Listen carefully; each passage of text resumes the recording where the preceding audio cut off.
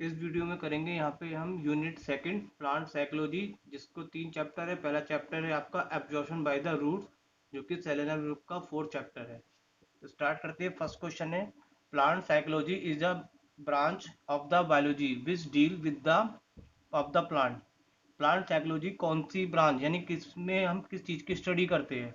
तो यहाँ पर हम प्लांट की लाइफ फंक्शन के बारे में स्टडी करते हैं। तो वो आपका कहलाएगा प्लांट साइकोलॉजी, जिसमें प्लांट की लाइफ फंक्शन के बारे में स्टडी की जाती है।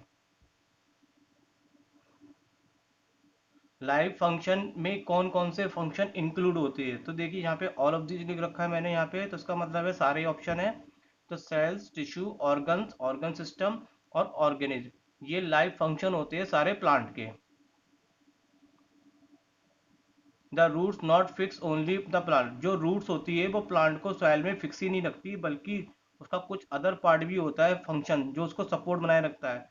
तो वो कौन सा पार्ट होता है? नंबर एक होता है एब्जॉर्ब, क्या करता है वो? वाटर को। और दूसरा साथ में मिनरल न्यूट्रिएंट्स प्रोवाइड कराता है सॉइल को, मतलब सॉइल से न्यूट्रिएंट प्रोवाइड लेता है। Need of water and mineral, water और मिनरल की प्लांट को क्यों जरूरत पड़ती है? तो ये सारी प्रोसेस जो है, photosynthesis, transpiration, transportation and mechanical stiffness, इन सब की प्रोसेस के लिए प्लांट को वाटर और मिनरल की जरूरत पड़ती है। The ability of the roots to draw water from the soil is dependent on, तो ये सारी बातों पर डिपेंड करता है। मैंने सारे ऑप्शन लिख रखे हैं, तो इन सारे को आप ये तीन ऑप्शन जो है, ये इसको आप याद कर लीजिएगा।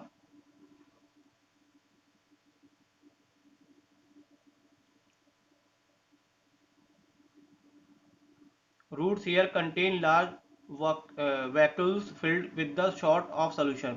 जो रूट्स के अंदर वैक्यूल्स का मतलब छोटे छोटे रिक टाइप की चीज पार्ट होता है, जिसमें सॉर्ट ऑफ सोल्यूशन भरा होता है, वो उसे क्या बोलते हैं हम? Cell sap. How many outer layer of the root hair, कितने होते हैं इसमें? तीन, दो, 3, 4, 2। तो यहाँ पे होते हैं दो टाइप के, एक होता है सेल वॉल और दूसरा होता है सेल मेम्ब्रेन्स।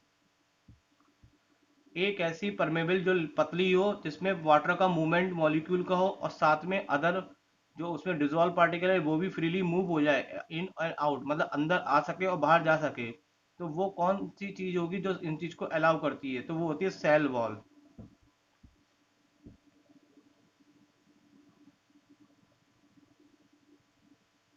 और बहुत ही थिन टाइप की चीज हो, जो इसमें केवल वाटर के ही मॉलिक्यूल आ जा सकते हैं, लेकिन वाटर में डिजोल्व अदर मॉलिक्यूल जैसे कि सॉल्ट वगैरह मूव, मतलब उसमें पास नहीं हो सकते। तो उसको बोलते हैं सेल मेम्ब्रेन्स, यानी कि सेल मेम्ब्रेन्स में केवल वाटर के मॉलिक्यूल ही पास होंगे। Is a phenomenon by the which the living और डेड प्लांट सेल एब्जॉर्ब, ऐसी प्रोसेस जिसमें कि लिविंग और डेड प्लांट सेल अब्जॉर्व करते हैं वाटर को बाय द सरफेस अट्रैक्शन से, उसको बोलते हैं हम यहाँ पे imbibition. Dry seat and wooden door, जो दरवाजे होते हैं लकड़ी के, उसमें पानी डालो तो पानी उसमें एब्जॉर्ब हो जाता है, तो ये किस प्रोसेस के द्वारा होता है? तो ये कहलाती है imbibition. The free movement of molecule of substance from the region of higher concentration the region lower. देखिए, फ्री पार्टिकल का मूव होना हाइयर से लोअर, जब दो चीजें आपस में दूसरे के कांटेक्ट में आती है, तो उसको हम बोलते हैं यहाँ पे, इन चारों में से कौन सा नाम आएगा आपका? तो वो होगा आपका डिफ्यूजन। डिफ्यूजन आप याद रखिएगा, हाइयर से लोअर कंसंट्रेशन की तरफ, और दोनों चीजें कांटेक्ट में हो। यहाँ पे मैंने आंसर पहले ही लिख दिया, थोड़ा मिस्टेक रह गई। ऑस्मोसिस की डेफिनेशन लिखनी थी, तो ऑस्मोसिस मैंने स्टार्टिंग में लिख दिया, कोई बात नहीं। द मूवमेंट ऑफ वाटर, जिसमें वाटर का मूवमेंट हाइयर से लोअर रीजन की तरफ हो, वो आपका कहलाएगा ऑस्मोसिस। इसमें डायरेक्ट कांटेक्ट में होना जरूरी नहीं है। The invert diffusion of water, invert का मतलब डिफ्यूजन में अंदर की तरफ वाटर का डिफ्यूज होता है सेमी परमेबल के द्वारा, जब सराउंडिंग सॉल्यूशन लेस कंसंट्रेट होता है, तो उसको बोलते हैं एंड ऑस्मोसिस। एंड एंडो का मतलब इनवर्ट, यानी अंदर की तरफ मूव होना, डिफ्यूजन। द आउटवर्ड डिफ्यूजन, अगर पानी आउटवर्ड मतलब बाहर की तरफ डिफ्यूज हो रहा है सेमी परमेबल के मेम्ब्रेन्स के द्वारा, और सराउंडिंग सॉल्यूशन के आपका मोर कंसंट्रेट है, तो उसको बोलेंगे हम एक्स ऑस्मोसिस, इसका मतलब outward. If the concentration of surrounding solution is the same that inside cell. इसका मतलब ये है कि अगर बाहर की कंसंट्रेशन सोल्यूशन की और अंदर की सेल की कंसंट्रेशन सेम है तो वाटर किधर की तरफ मूव करेगा, इनवर्ड में बाहर अंदर की तरफ आएगा, बाहर की तरफ जाएगा, या नो नेट मूवमेंट। तो देखिए यहाँ पे कोई भी मूवमेंट नहीं होगा क्योंकि दोनों तरफ की कंसंट्रेशन सेम है। वाटर तभी फ्लो होता है जब हाइयर लेवल से लोअर लेवल मिले, सेम लेवल पे वाटर फ्लो नहीं होता। On which allow the pass the molecule selectivity is called. देखिए कौन जो है सॉल्वेंट में डिजोल्व सॉलिड पार्टिकल को अलाउ करता है, तो वो होता है आपका semi permeable membranes. Minimum pressure that must be exerted to prevent the passage of the pure solvent into the solution when two are separated by a semi permeable। या other रूप से आपसे कहा जाए pressure of a solution is a measure of it tendency it to take in water by. पानी को ले जाने के द्वारा, प्रेशर के द्वारा ले जाने को क्या बोलेंगे यहाँ पे, ऑस्मोटिक प्रेशर। तो यहाँ पे आपका प्रेशर के नाम से कोई भी क्वेश्चन है तो आपका चैप्टर में ऑस्मोटिक प्रेशर ही है, तो आप इससे भी आप इसको ऑप्शन में यूज कर सकते हैं।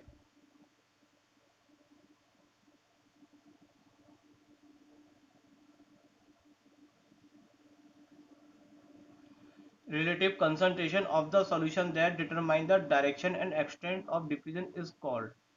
अगर रिलेटिव कंसंट्रेशन की सॉल्यूशन की हम डायरेक्शन डिटरमाइन करना चाहते हैं डिफ्यूजन प्रोसेस, तो वो क्या कहलाती है आपकी, तो वो आपकी कहलाती है यहाँ पे चार ऑप्शन में से जो ए ऑप्शन है वो टोनिसिटी।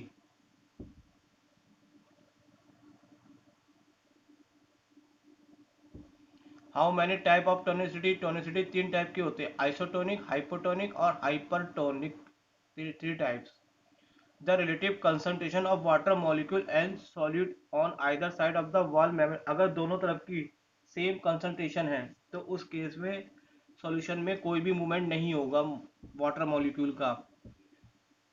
तो अक्रॉस द सेल मेम्ब्रेन, तो इस चीज को हम अगर कोई भी मूवमेंट नहीं होता है तो उस चीज को हम बोलते हैं आइसोटोनिक। आइसोटोनिक का मतलब सेम, अगर सेम कंसंट्रेशन है तो वो आपका आइसोटोनिक कहलाएगा, जिसको हम नॉन नो ऑस्मोसिस भी कह सकते हैं। और जिसमें सॉल्यूशन आउटसाइड से cell has lower solute concentration, तो उसको रिजल्ट को वाटर जो मॉलिक्यूल होंगे from outside will move to into the cell. तो ये आपका इस केस में कहलाएगा दूसरा वाला हाइपोटोनिक, यानी कि लोअर एंड ऑस्मोसिस भी कह सकते हैं। और जिसमें solution outside the cell has higher solute, जिसमें हाइयर सॉल्यूट कंसंट्रेशन है फ्लूइड की फ्रॉम द इनसाइड सेल में, तो वो आपका कहलाएगा यहाँ पे हाइपरटोनिक, यानी कि higher exosmosis. Cell shape and size remain, अगर किसी सेल की शेप और साइज सेम रहती है तो इसका मतलब सोल्यूशन आपका ना बाहर जा रहा है ना अंदर जा रहा है, तो उसको हम बोलेंगे आइसोटोनिक। और अगर सेल श्रिंक हो जाती है साइज में, लूज शेप हो जाती है, तो आपका इसका मतलब है श्रिंक तब होगी जब अंदर से कोई चीज़ बाहर आएगी, तो उसको अंदर से जब चीज़ बाहर आती है तो उस चीज़ को हम बोलते हैं हाइपरटोनिक या एक्समोसिस, बाहर की तरफ मूवमेंट होना आउटवर्ड में। और अगर 26 क्वेश्चन में पूछा जा रहा है सेल स्लाइटली इनलार्ज और इवन ब्रस्ट, अगर बड़ी हो रही है अंदर से, यानी कि बाहर बाहर से अंदर पानी की तरफ आ रहा है, तो आपका कहलाएगा हाइपरटोनिक, इसको हम एंड ऑस्मोसिस भी कह सकते हैं। The passes of substance salt और iron from the lower higher concentration using energy of cell to the living membrane. Higher, देखिए हायर से लोअर तो फ्लो होता ही है, लेकिन कहीं कहीं केस में लोअर से हायर फ्लो होता है, तो वो किसी एनर्जी के द्वारा फ्लो होता है, तो उसे बोलते हैं एक्टिव ट्रांसपोर्ट। अब एक्टिव ट्रांसपोर्ट में जो एनर्जी यूज होती है सेल की, वो किस फॉर्म में होती है, एडीपी एटीपी। तो यहाँ पे जो एनर्जी यूज होती है वो आपकी एटीपी के फॉर्म में यूज होती है। Which is similar to diffusion, diffuse के सिमिलर कौन सा होता है, इट मीन डिफ्यूजन में जैसा ट्रांसपोर्ट होता है वो वैसा ही ट्रांसपोर्ट किस में होता है, तो उसमें जो आपका ट्रांसपोर्ट होता है passive transport, it means higher से लोअर कंसंट्रेशन की तरफ मूव होता है इसमें, जबकि एक्टिव में उल्टा था, लोअर से higher. When a cell reach a state where it can not accommodate any more water, जब पानी मतलब और अद्दर पूरी तरह भर जाता है और उसमें और नहीं आ पाता, तो उस स्टेट को बोलते हैं हम टर्जिट। उस पार्ट को टर्जिड बोलते हैं, और जो स्टेट होती है सेल की, जिसमें आपका जो इंक्रीज इन वॉल्यूम हो जाता है vacuole due to the absorption water, मतलब जो पूरी तरह से पानी को एब्जॉर्ब कर लेता है, उस स्टेट को बोलेंगे turgidity. The concentration of cytoplasm from the cell wall cause due to the withdrawal of water when placed in a storing solution, it is called plasmolysis. The condition in which the cell constituent shrunken and the cell wall is no more tight. The cell then is said to flaccidity. Which of the following is reverse turgidity? Turgidity के reverse में कौन सी process कहलाती है? Osmosis, flaccidity, plasmolysis. तो ये आपकी कहलाती है flaccidity.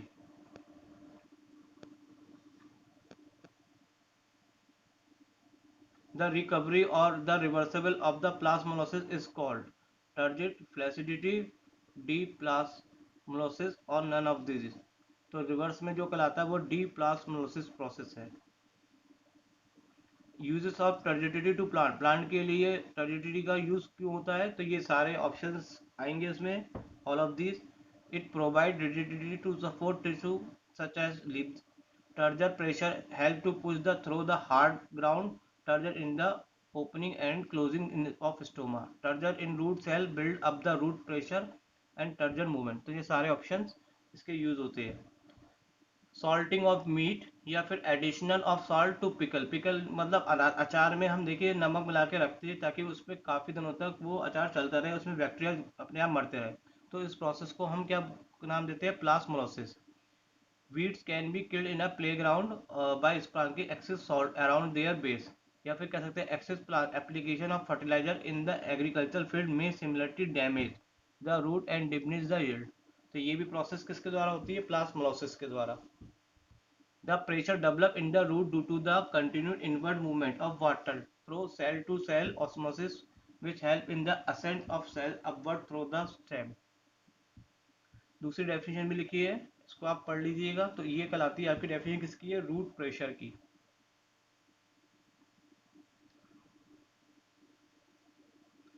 Loss of water cell sap through a cut stem is called, this is called bleeding. Stem को काटने के बाद जो लॉस पानी का होता है this is called bleeding. The stimulus of to touch lead to loss of turgor at the base of the leaflet and the base of the petiolus is called, this is called pulvinus। Loss of excess of water especially in the early morning, it is called guttation। This is process called guttation। तो यहाँ पे आपकी video complete होती है। अभी यहाँ पर एक दो मतलब यहाँ पे जितने भी क्वेश्चन थे मैंने कोशिश करी इस चैप्टर को कवर करने के लिए, लेकिन मैं आपसे फिर भी कहूँगा कि आप प्रॉपरली चैप्टर की रीडिंग करा करिए, क्योंकि एमसीक्यू को क्वेश्चंस जो होते हैं एक एक लाइन एक एक वर्ड से कहीं से भी आ जाते हैं। फिर भी मैं कोशिश करता हूँ कि मोस्टली आपका चैप्टर इन एमसीक्यू से कवर हो जाए। अभी के लिए इतना ही। Thank you very much all of you.